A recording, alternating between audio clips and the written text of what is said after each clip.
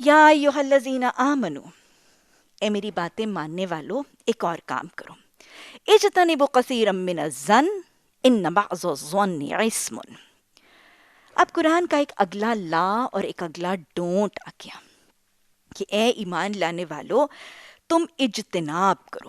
اجتناب کا مطلب ہے کہ پہلو تہی کرو، اس سے الگ رہو، اس سے ایبسٹیننس کا طریقہ اختیار کرو، یعنی اس چیز کو بالکل مت اپناؤ۔ کس چیز کو؟ گمان کو۔ اور کیوں نہ اپناؤ کچھ گمانوں کو؟ کیونکہ کچھ گمان جو ہیں وہ گناہ ہیں۔ گمان کا مطلب کیا ہے؟ گمان کہتے ہیں اس رائے کو، اس خیال کو، اس اوپینین کو، اس رائے کو جو خود سے خود انسان قائم کر لیتا ہے، بغیر کسی تحقیق کے، بغیر کسی تصدیق۔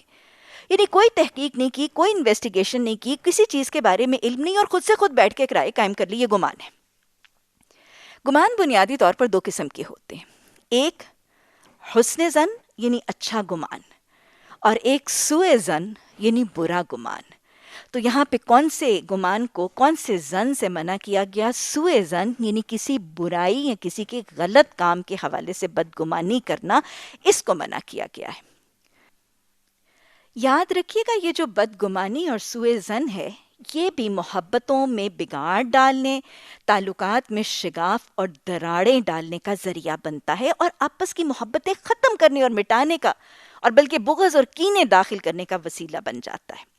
مثلا اگر میں آپ کو ایک مثال سے سمجھاؤں، آپ سوچیں کہ ذرا کچھ ایسی حالت ہوئی کہ ایک خاتون ہے، اس کے بیٹے کو بہت ہی اچھی سی ملازمت ملتی ہے، اور وہ دعوت کرتی ہے، اپنے عزیز و اقارب کو بلاتی ہے، لیکن دعوت کے موقع پر اس خاتون کی نند یعنی اس بچے کی پھوپھی جو ہے وہ پہنچتی نہیں۔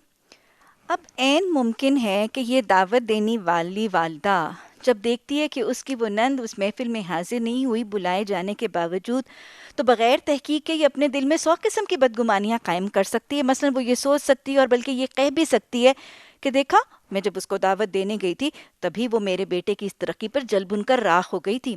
پھر یہ سوچا جاتا ہے کہ وہ تو میری خوشی میں خوشی نہیں، وہ تو ہماری کسی بھی بھلائی، ہماری خیر کے کام میں حسد کرتی ہے، اور وہ تو ہمارے گھر آ کے ہی خوش نہیں ہوتی، راضی نہیں ہوتی۔ بہت سے بدگمانیوں کی گرہ دل میں جب باندھ لی جائے گی، تو عین ممکن ہے کہ وہ کبھی یہ بات کی تحقیق نہیں کرے گی کہ ہو سکتا ہے نہ آنے والی شاید بیمار ہو گئی ہو، وہ شاید بیمار ہو گئی ہو، اس کی گاڑی خراب ہو گئی ہو، گھر میں کوئی اور کرائسس، کوئی گاڑی کا ایکسیڈنٹ ہو گیا، اور یہ اس کی خبر گیری کے لیے نہ گئی، اور وہ پھر اپنی بدگمانیاں، اور یوں کیا ہوگا، محبتوں کا شیرازہ بکھر جائے گا۔ تو اللہ سبحانہ تعالیٰ آپس میں مسلمانوں کے تعلقات کو خوبصورت سے خوبصورت رکھنے کے لیے ان بدگمانیوں سے بچنے کی تاکید کر رہے ہیں، اور یہ بتا رہے ہیں کہ اس لیے بچ جانا کہ ان میں سے کچھ بدگمانیاں گناہ تک پہنچ جاتی ہیں۔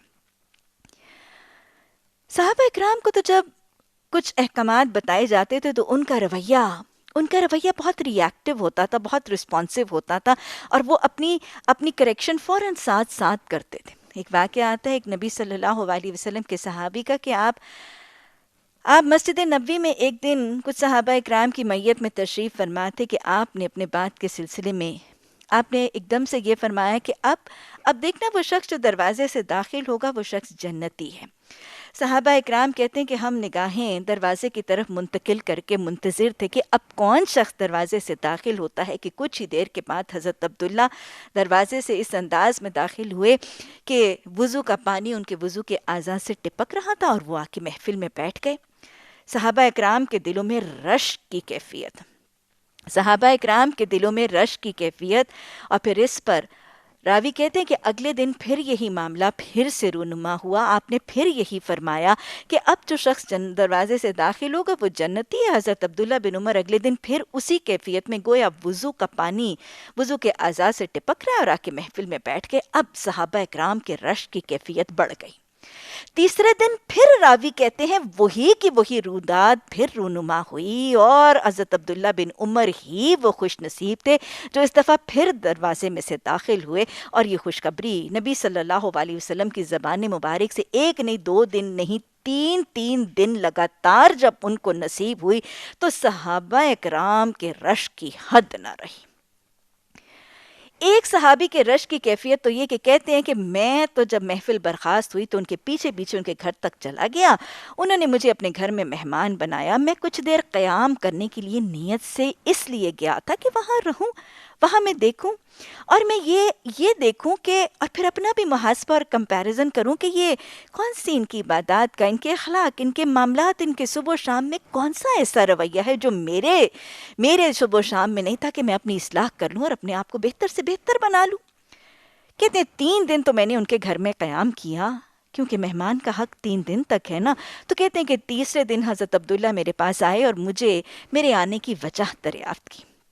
اس پر کہتے ہیں کہ میں نے ساری روداد سنائی اور پھر میں نے ان سے ان کے اخلاق اور ان کے معاملات کی وجہ پوچھی کہ آپ کون سا ایسا عمل کرتے ہیں جس سے اتنی بڑی خوشخبری کے امیدوار ہیں. حضرت عبداللہ بھی اپنا محاسبہ اور اپنے اعمال اور اپنے رویوں کو پرکھنے لگے, لیکن یہ صحابی کہتے ہیں کہ انہوں نے مجھ سے کہا کہ مجھے تو کچھ سمجھ نہیں آتی کہ میرا کون سا عمل ہے. دیکھیں نا سادگی کتنی اور عاجزی اور انکساری کتنی ہے.